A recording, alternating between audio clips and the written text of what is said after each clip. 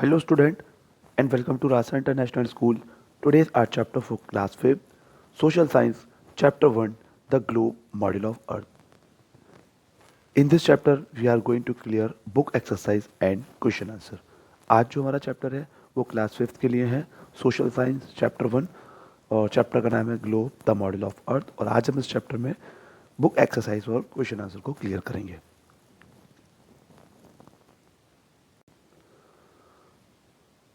Look at the tick the correct options. The earth is somewhat flat at both ends.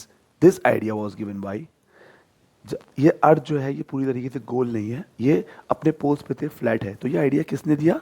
Sir Isaac Newton. Right answer is sir Isaac Newton. The second question is land mass on the earth are known as sea, continent, ocean, country.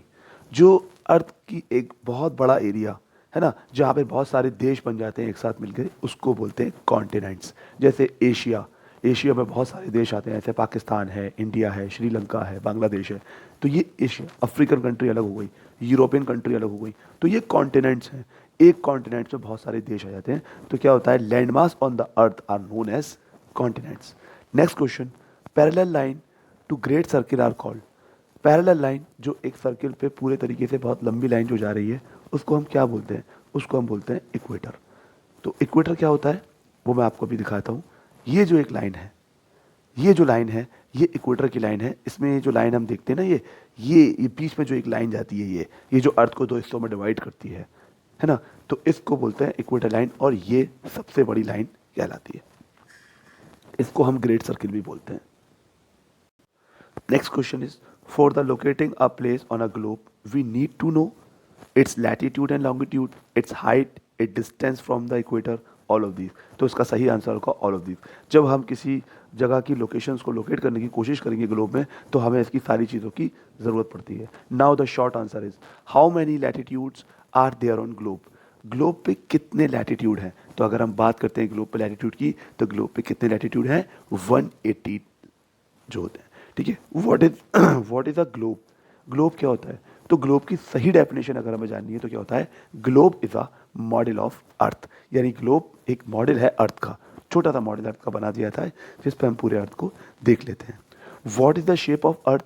अर्थ का shape क्या है? Earth का shape है spherical. Which longitude passes through Greenwich. तो Greenwich से जो longitude पास हो रहा है वो कौन सा है? ग्रीनविच से जो लॉन्गिट्यूड पास हो रहा है वो ये लॉन्गिट्यूड है जो रेड कलर की लाइन आप देख रहे हैं.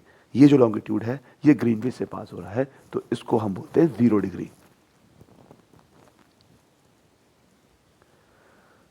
Next, true and false. The equator is real line that divide earth into two equal half. देखिए, अर्थ पे जो भी लाइनें हम देखते हैं, जो भी इमेजिनरी लाइन हमें बना के दिखाई जाती है, वो रियल लाइन नहीं होती है. तो ये फॉल्स है. अगर इसमें होता the equator line which earth divide into two hemisphere, तो ये ट्रू होता. लेकिन ये रियल लाइन नहीं है. It's not a real line. हम अर्थ पे जो भी लाइनें देखते हैं ये रियल नहीं है, ये एक इमेजिनरी लाइन है. Latitudes are also called meridian. Wrong. इसका answer false. The Tropic of Cancer in the northern hemisphere. True. The equator passes through the India. False.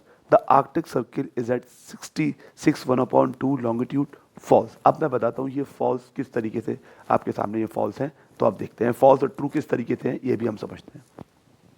देखिए, इसमें आपसे ये बोला गया the equator is real line that divide earth into two equal half. ये बात तो सही है कि जो इक्वेटर है वो रियल लाइन है जो अर्थ को दो हाफ में बांटती है. ये वाला नॉर्दर्न हेमिस्फीयर कहलाता है, ये सदर्न हेमिस्फीयर कहलाता है, पर ये रियल लाइन नहीं है, तो इसीलिए ये फॉल्स हो गया.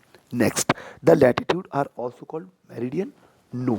लैटिट्यूड लाइन ये होती है, ये सीधी जाने वाली लाइन. ठीक है, तो हम इसको मेरिडियन नहीं बोलेंगे.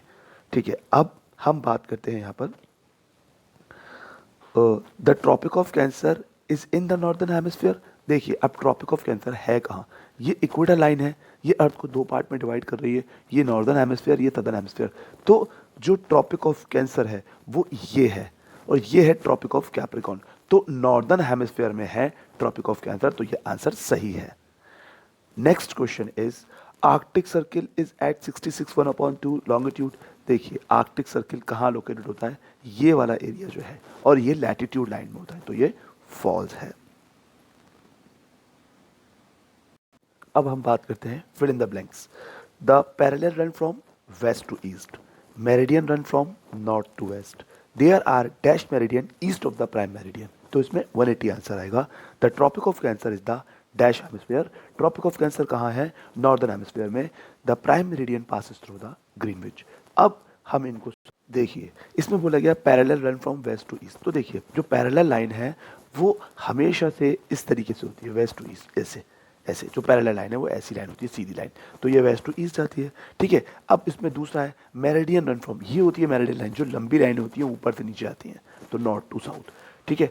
अब उसके बाद ये पूछा जा रहा है थर्ड में कि there are dash meridian east of the prime meridian, तो हमने, है ना, और ये कर दिया इसका ईस्ट, ये ईस्ट है, तो यहाँ पे कितनी लाइनें होंगी, 180, क्योंकि जो प्राइम मेरिडियन जो लॉन्गिट्यूड होते हैं ये 360 होते हैं, तो यहाँ कितने होंगे, ये 180 होंगे, ठीक है। Prime meridian passes through the Greenwich, ये है वो ग्रीनविच की लाइन, ये, और ये ग्रीनविच होकर गुजरती है जो कि इंग्लैंड में है।